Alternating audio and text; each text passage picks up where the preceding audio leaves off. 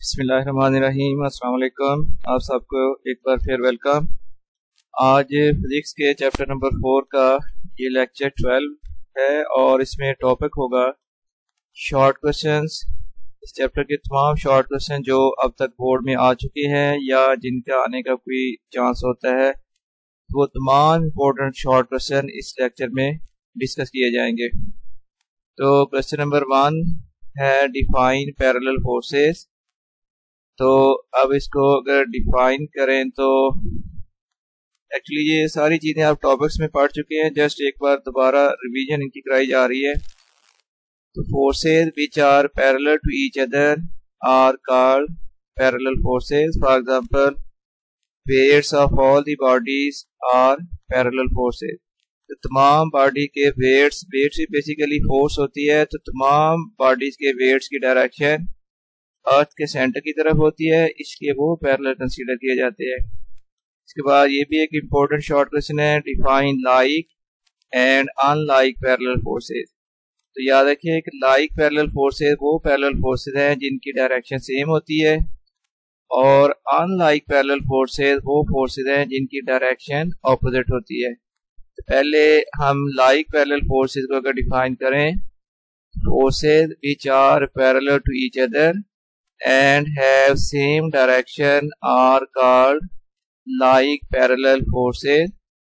In figure F1 and F2 are like parallel forces. ये diagram specially draw की गई है कंसेप्ट को मजीद क्लियर करने के लिए। इसमें F1 और F2 टू फोर्सेस हैं, ये पैरेलल भी है और साथ साथ इनकी डायरेक्शन भी सेम है, तो ये फिर हम कहेंगे like parallel forces. Like parallel forces की दूसरी एग्जांपल आप लिख सकते हो, weights of all the bodies are like parallel forces. और इसके बाद दूसरी टाइप है unlike parallel forces. Unlike parallel forces वो पैरेलल फोर्सेस हैं जिनकी डायरेक्शन ऑपोजिट होती है। तो forces which are parallel to each other and have opposite directions are called unlike parallel forces. इस फिगर में F1 and F2 are unlike parallel forces। देखिए ये दो फोर्सेस पैरेलल तो है, लेकिन F1 और F2 की डायरेक्शन ऑपोजिट है, इसलिए हम ये कहेंगे कि F1 and F2 are unlike parallel forces। तो इसमें बाकी जो आप एग्जांपल लिख सकते हो, weight and normal reaction are unlike parallel forces, action and reaction are unlike parallel forces. इसके बाद आप tension and weight of a body suspended by string. एक स्ट्रिंग के साथ अगर एक बॉडी को सस्पेंड किया जाए, बांध दिया जाए, उसका वेट डाउनवर्ड एक्ट करता है और उसका रिएक्शन टेंशन जो है वो अपवर्ड एक्ट करता है, तो ये भी अनलाइक पैरेलल फोर्सेस की एग्जांपल है। नेक्स्ट फिर क्वेश्चन है डिफाइन द रिजल्टेंट फोर्स। आपको मालूम है कि जब हम कुछ फोर्सेस को ऐड करते हैं तो ऐड करने के बाद उससे एक सिंगल फोर्स बन जाती है। वो जो सिंगल फोर्स है उसका इफेक्ट तो ऐड होने वाली फोर्सेस के बराबर ही होता है, लेकिन वो होती सिंगल फोर्स है। ऐसी फोर्स को हम कहते हैं resultant force. Resultant force is a single force that has the same effect as the combined effect of all the forces to be added। तो यानी सिंगल फोर्स, रिजल्टेंट फोर्स एक single force है जिसका effect same होता है as the combined effect of all the forces to be added। इसके बाद question है फिर डिफाइन रेजोल्यूशन ऑफ फोर्स। तो ये वो प्रोसेस है जिसमें बेसिकली ये एडिशन का रिवर्स प्रोसेस है। तो ये वो प्रोसेस है जिसमें एक रिजल्टेंट फोर्स को उसके परपेंडिकुलर कंपोनेंट्स में स्प्लिट किया जाता है। तो process of splitting of a force into two mutually perpendicular components is called resolution of force. Next फिर है परपेंडिकुलर कंपोनेंट्स। तो जैसे कि नाम में लिखा हुआ है, the components of a vector which are perpendicular to each other are called perpendicular components। इसके बाद शॉर्ट क्वेश्चन है डिफाइन अ रिजिड बॉडी। तो रिजिड बॉडी वो बॉडी है जिसको सॉलिड बॉडी कह ले कि जिस पर फोर्स अप्लाई करने से बॉडी में कोई डिफॉर्मेशन पैदा ना हो। डिफॉर्मेशन, डी फॉर्म जो है वो फॉर्म का उलट होता है। फॉर्म में कोई चीज बनाई जाती है और डिफॉर्मेशन में वो बनी हुई चीज को तोड़ा जाता है या उसकी शेप चेंज की जाती है। तो एनी हो, if a body is not deformed by applying a force it is called a rigid body. यानी आप फॉर एग्जाम्पल एक मेटल पीस है, उस पर आपने फोर्स लगाई और फोर्स की वजह से उस बॉडी में कोई चेंज नहीं आई, तो वो फिर मेटल पीस जो है वो रिजिड बॉडी है। एक स्टोन का पीस है, उस पर आप फोर्स लगाते हैं, उसकी अंदर कोई डिफॉर्मेशन पैदा नहीं होती, तो वो भी एक रिजिड बॉडी होगी। नेक्स्ट पे क्वेश्चन है define axis of rotation. Axis का मतलब होता है लाइन और रोटेट का मतलब होता है किसी चीज का घूमना। इसका फिर मतलब ये बनेगा कि वो लाइन जिसके अबाउट बॉडी रोटेट होती है वो लाइन होगी axis of rotation. The line about which a body rotates is called axis of rotation. For example एक सीलिंग फैन की एग्जांपल लेखें, या तो उसमें ये क्या होता है कि वो फैन जिस रॉड के साथ लटकाया होता है उसकी फैन की मोटर जो है उस रॉड के अबाउट घूमती है। उस रॉड को हम कह देंगे एक्सिस ऑफ रोटेशन। इसी तरह जब एक व्हील रोटेट होता है तो वो भी सेंटर में एक एक्सल के ऊपर फिक्स किया होता है, फिट किया होता है, तो वो एक्सल जो होगा वो उसका बनेगा axis of rotation. Next question है इंपॉर्टेंट क्वेश्चन है define torque and give its SI units. SI unit, तो टॉर्क होता है जब किसी बॉडी पर फोर्स अप्लाई की जाए और फोर्स अप्लाई करने की वजह से बॉडी रोटेट कर जाए, तो ये इफेक्ट जो है इसको कहते हैं टॉर्क या मोमेंट ऑफ फोर्स। तो turning effect of a force is called torque और moment of the force. So torque is a vector quantity and its SI unit is Newton meter। और अगर इसकी मैथमेटिकल फॉर्म लिखें तो if F is the force applied on a body and L is the momentum then magnitude of torque is given as, so tau equals होगा F multiplied by L। तो ये torque की simple होती है टा, और जो कि इक्वल्स टू है product of force and moment arm. इसके बाद क्वेश्चन है define the line of action of force. अब फोर्स किसी बॉडी पर एक्ट करती है, फोर्स जिस डायरेक्शन में एक्ट कर रही होती है उसी डायरेक्शन में जो लाइन ड्रा की जा सकती है उस लाइन को कहते हैं line of action of force. यानी वो लाइन जिसकी डायरेक्शन में फोर्स अप्लाई की जा रही है, that line is called line of action of force. The line along which a force acts is called line of action of force। इसके बाद क्वेश्चन है डिफाइन मोमेंट आर्म। इससे पहले क्वेश्चन नंबर 7 में हम डिफाइन कर चुके हैं एक्सिस ऑफ रोटेशन, और क्वेश्चन नंबर 9 में हमने डिफाइन किया है line of action of force. Axis of rotation से लेकर line of action of force तक का जो परपेंडिकुलर डिस्टेंस होता है, this perpendicular distance is called the moment arm. The perpendicular distance between the axis of rotation and the line of action of force is called moment arm. और इसके बाद question है state the principle of moments. Important question है ये भी। Moment कहते हैं torque, या टॉर्क को कहते हैं मोमेंट ऑफ फोर्स। तो ये प्रिंसिपल ये है कोई बॉडी बैलेंस होगी अगर उस पर एक्ट करने वाले क्लॉकवाइज मोमेंट्स का सम और एंटी क्लॉकवाइज मोमेंट का सम इक्वल हो जाए। इसका फिर आंसर हम ये स्टेटमेंट इसकी ये लिखेंगे, अ body is balanced if sum of clockwise moments acting on the body is equals to sum of anti-clockwise moments acting on it। जब किसी बॉडी पर क्लॉकवाइज मोमेंट्स और एंटी क्लॉकवाइज मोमेंट्स दोनों इक्वल हो जाएं, फिर नेट मोमेंट जो है उस बॉडी पर वो जीरो हो जाता है, या यूं कह लें कि नेट टॉर्क उस बॉडी पर जीरो हो जाएगा। अब वो बॉडी या तो रेस्ट में रहेगी, या अगर वो बॉडी रोटेट हो रही है तो फिर वो यूनिफॉर्म वेलोसिटी से रोटेट होगी। मैं इसके एग्जांपल बताता हूँ आपको कि देखिए एक सीलिंग फैन जो है वो जब रेस्ट में होता है तो वो भी बैलेंस्ड है, तब उसमें सम ऑफ क्लॉकवाइज टॉर्क्स और एंटी क्लॉकवाइज टॉर्क जीरो होगा, इक्वल होगा।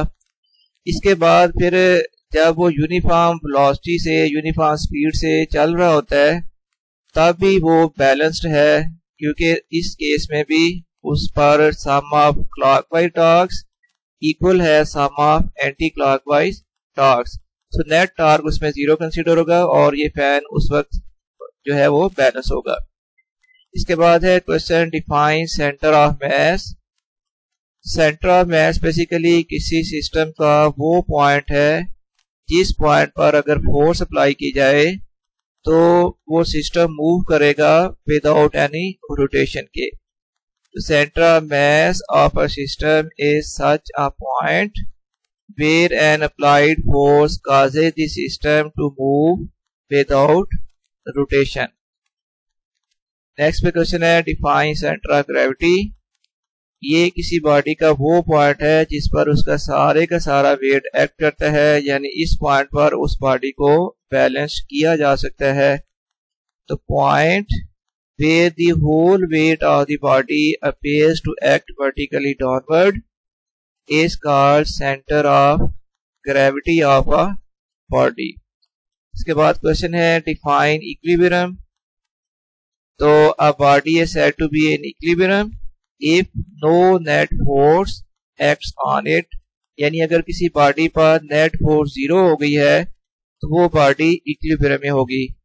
इस केस में भी बॉडी या तो रेस्ट में होगी, या अगर वो बॉडी मूव करेगी तो एक लाइन में मूव करेगी और यूनिफॉर्म स्पीड से मूव करेगी।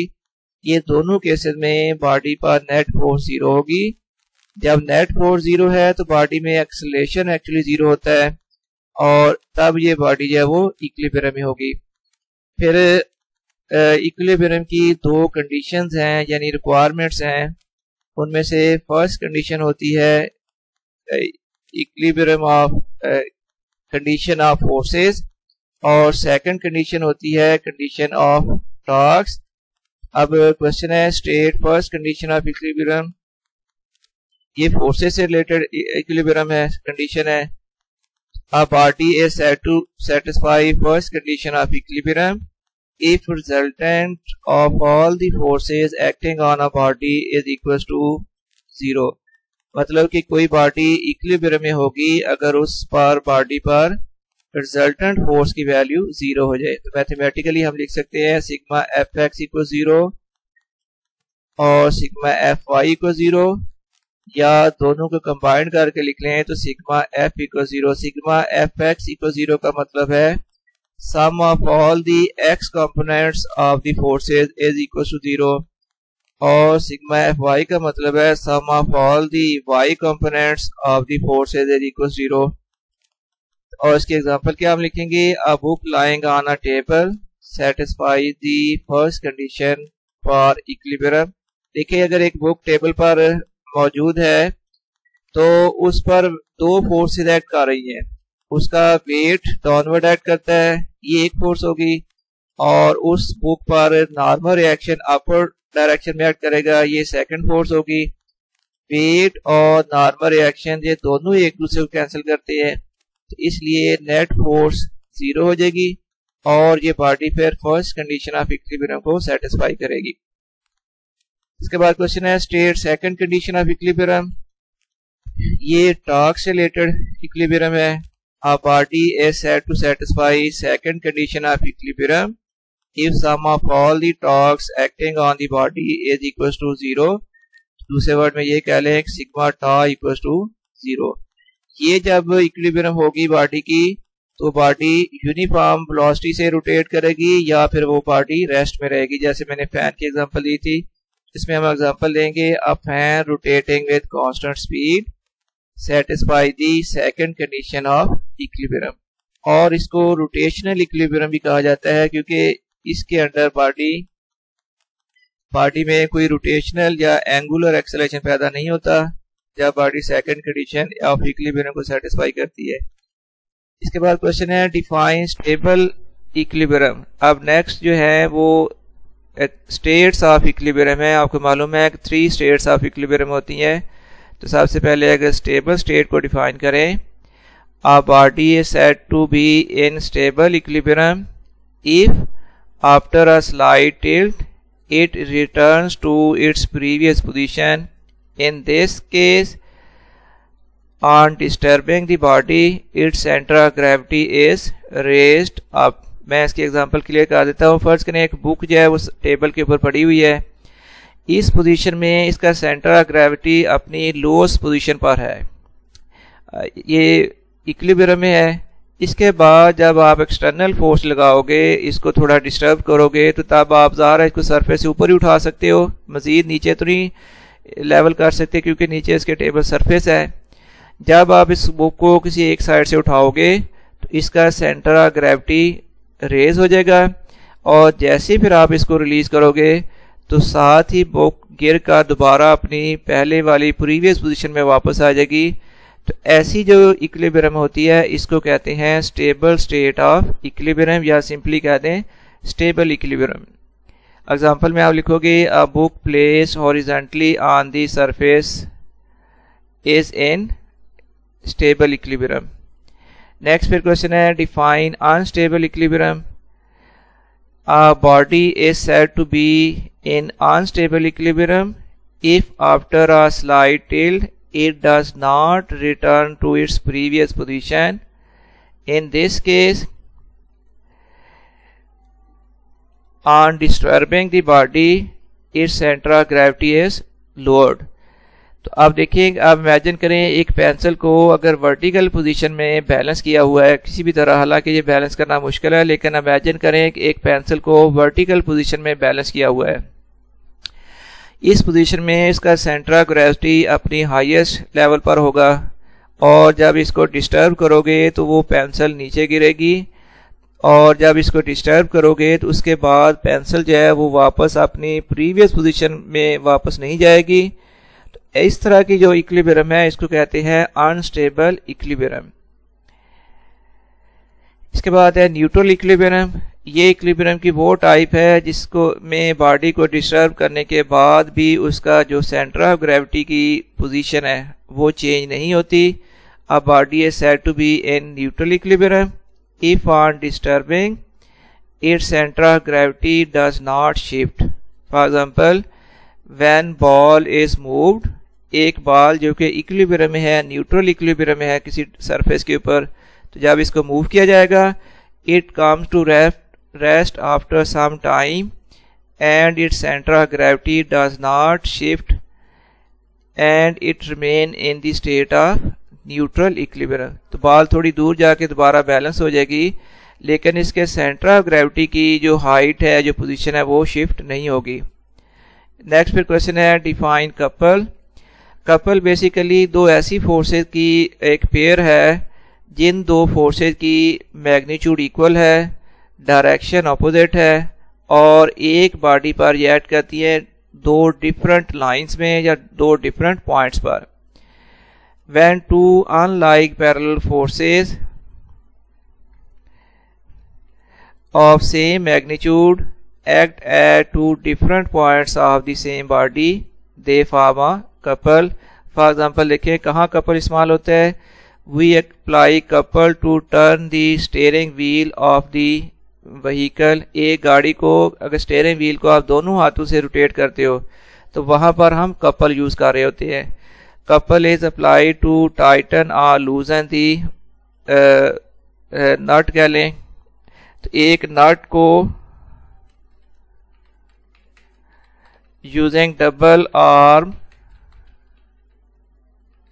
spanner, एक सिंगल आर्म का स्पैनर होता है और एक डबल आर्म का स्पैनर होता है। तो अगर डबल आर्म का स्पैनर आप यूज़ करते हो नट को खोलने के लिए या टाइट करने के लिए, तो वहाँ फिर उसको रोटेट करने के लिए हम कपल यूज़ करते हैं, यानी दो फोर्सेस लगाते हैं जिसकी डायरेक्शन अपोजिट होती है और वो डिफरेंट पॉइंट्स पर एक्ट करती हैं। फिर है how head to tail rule helps us to find the resultant forces, मतलब कि हेड टू टेल रूल से हम रिजल्टेंट फोर्सेस कैसे फाइंड कर सकते हैं। So head to tail rule is a simple rule which is used for the resultant of to find the resultant force, यानी addition of force के लिए ये सिंपल रूल इस्तेमाल होता है। और इसके लिए जो 2-3 स्टेप्स किए जाते हैं वो बता दें कि सबसे पहले आपने फोर्सेस की रिप्रेजेंटेटिव लाइन ड्रा करनी होती है। Consider two forces F1 and F2 which are to be added, ये फोर्सेस है। नेक्स्ट फिर आपने इन दो फोर्सेस को ज्वाइन करना है इस तरतीब से कि पहले वेक्टर का हेड दूसरे वेक्टर के टेल के साथ मिल जाए, जिस तरह आप एडिशन ऑफ फोर्सेस में पढ़ चुके हैं एडिशन ऑफ वेक्टर्स में।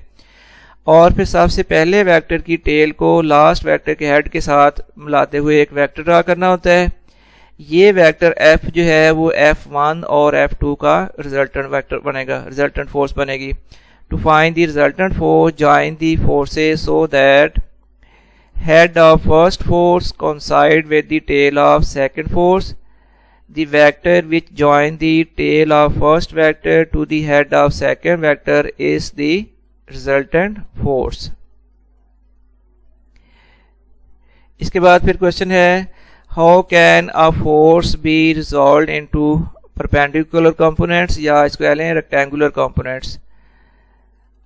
A force can be resolved into its perpendicular components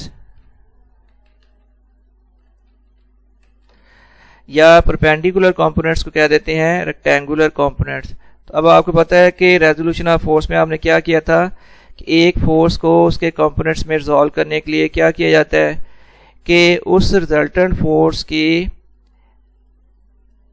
जो हेड है वहां से एक्स एक्सिस पर परपेंडिकुलर ड्रा कर लें। जैसे ये ए बी परपेंडिकुलर ड्रा किया है ऑन एक्स एक्सिस, तो फिर इसका एक्स एक्सिस के ऊपर जो पोर्शन आएगा ओ बी, ये फोर्स का एक्स कंपोनेंट बन जाएगा। और वाई एक्सिस की डायरेक्शन में जो इसका पार्ट आ रहा है ए बी, वो इसका वाई कंपोनेंट बनेगा। A force can be resolved into its perpendicular components. Consider a force F which makes an angle theta with x-axis. To resolve F into rectangular components, draw perpendicular AB from head of vector F on x-axis. इसके बाद the component OB which is along x-axis is called x component. ये जो OB component है जो कि x axis के ऊपर आ रहा है, ये बन जाएगा x कंपोनेंट, और BA जो बनेगा जो कि अलॉन्ग y एक्सिस है वो बनेगा y component of force. x component is represented by fx and y component is represented by fy। इसके बाद क्वेश्चन है why there is a need of second equilibrium condition of equilibrium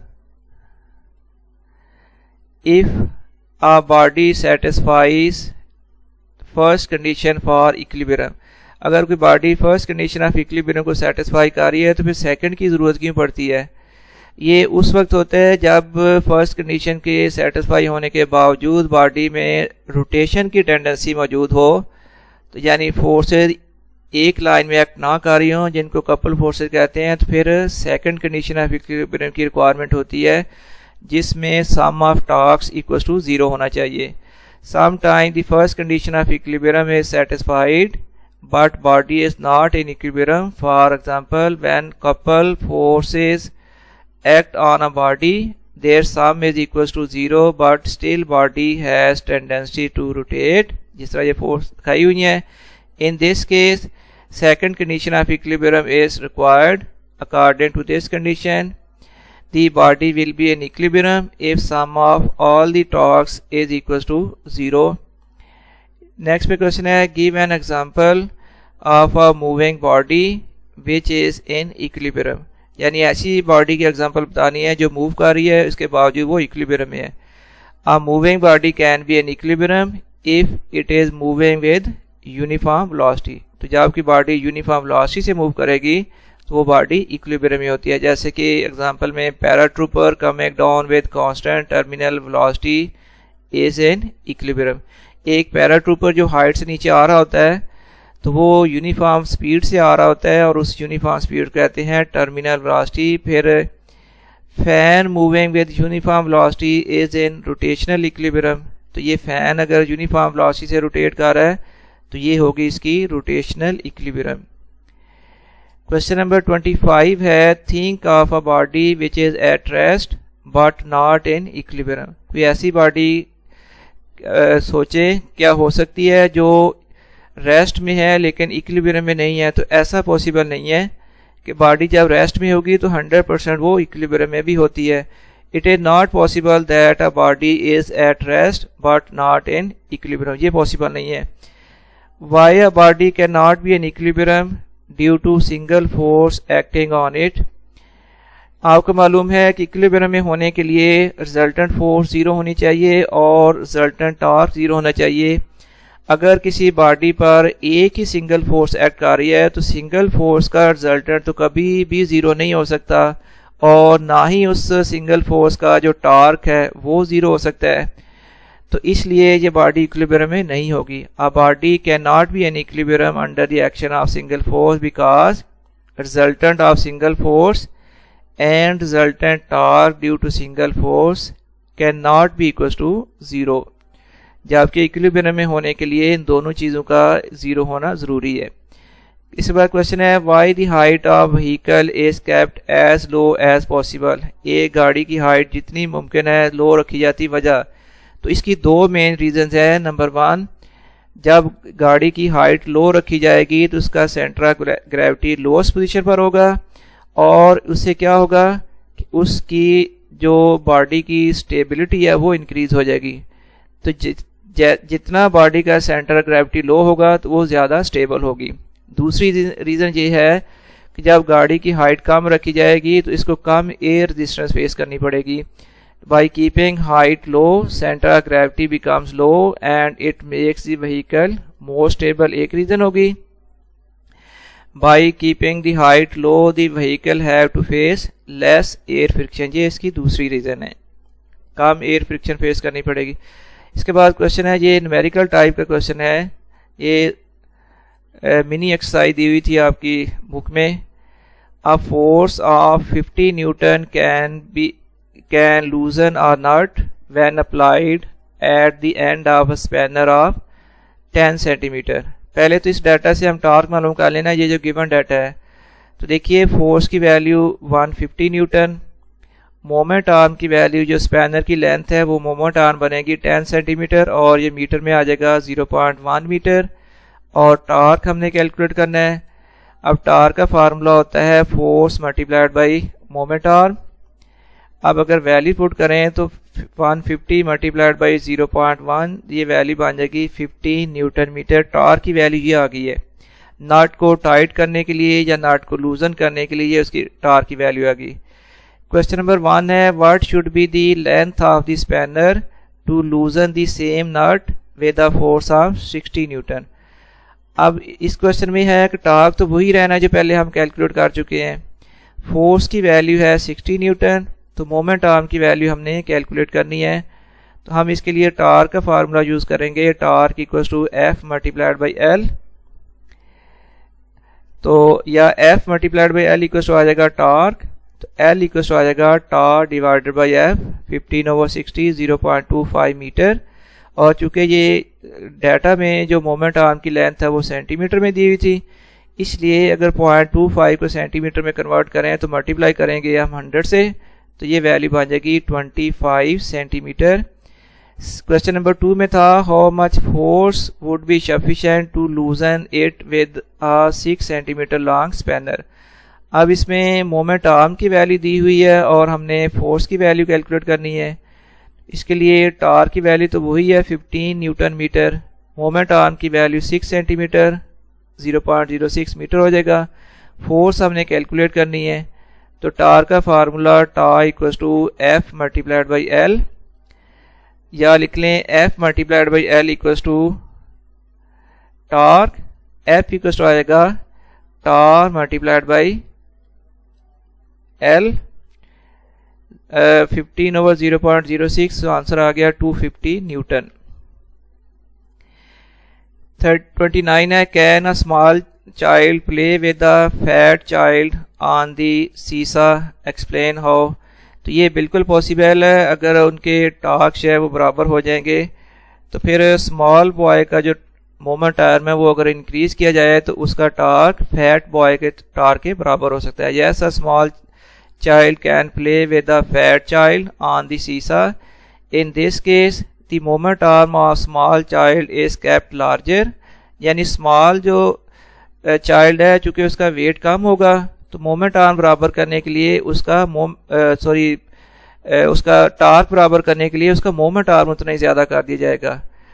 तो फिर is kept larger than the moment arm of fat child, so their torques become equal. इसके बाद ये question है, two children are sitting on the seesaw such that they can not swing, what is the net torque. अगर वो swing नहीं कर रहे तो इसका मतलब in this case the net torque is equal to 0। ये फिर क्वेश्चन नंबर 31 है, एक ट्रायंगल है जिसकी बेस की लेंथ है 4 सेंटीमीटर, परपेंडिकुलर की वैल्यू है 3 सेंटीमीटर। तो फाइंड करना है इसमें length of hypotenuse, sine theta, cos theta, tan theta. तो ये मैंने फिगर बना दी है। सबसे पहले तो हम इसकी हाइपोटेन्यूज की वैल्यू कैलकुलेट करेंगे बाय यूजिंग पाइथागोरस थ्योरम। तो पाइथागोरस थ्योरम के accordingly hypotenuse square equal to होगा base square plus perpendicular square. तो A B square plus B C square 4 square plus 3 square, तो A C square equal to आ गया 25, square root करोगे तो A सी की वैल्यू आ गई 5 सेंटीमीटर। ये हाइपोटेन्यूज की वैल्यू आ गई, फर्स्ट पार्ट सॉल्व हो गया। उसके बाद फिर साइन थीटा का फार्मूला होता है परपेंडिकुलर ओवर हाइपोटेन्यूज, परपेंडिकुलर 3 है, हाइपोटेन्यूज 5 है, अभी अभी कैलकुलेट किया है तो 3 ओवर 5। और कॉस थीटा का फार्मूला होता है बेस ओवर हाइपोटेन्यूज, तो यानी 4 ओवर 5। और टेन थीटा का फार्मूला होता है परपेंडिकुलर ओवर बेस, तो ये आ जाएगा 3 over 4। Name some objects that work by turning effect of forces. तो ये some objects that work by turning effect of forces are steering wheel of vehicle, गाड़ी का steering wheel, water tap, electric fan, doors and windows, spanner. तो ये खैर सारी वो चीज़ें हैं जो रोटेट होकर अपना वर्क करती हैं, तो इसलिए टॉर्क पर ये डिपेंड करती हैं। Does the speed of ceiling fan go on increasing all the time. क्या हमेशा ही इसकी फैन की स्पीड इंक्रीज होती जाएगी? No, speed of ceiling fan does not go on increasing all the time when it is switched on.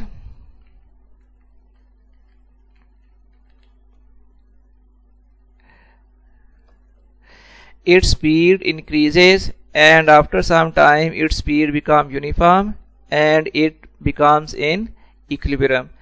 Does the fan satisfy second condition for equilibrium when rotating with uniform speed? Yes. A fan satisfies the second condition for equilibrium when rotating with uniform speed. इसके साथ ही ये lecture complete हुआ। मुझे उम्मीद और दुआ है कि आपको ये जो क्वेश्चन कराए गए हैं इसकी अच्छी तरह से समझ आ जाए। अब मुझे इजाज़त दें। अल्लाह हाफिज़।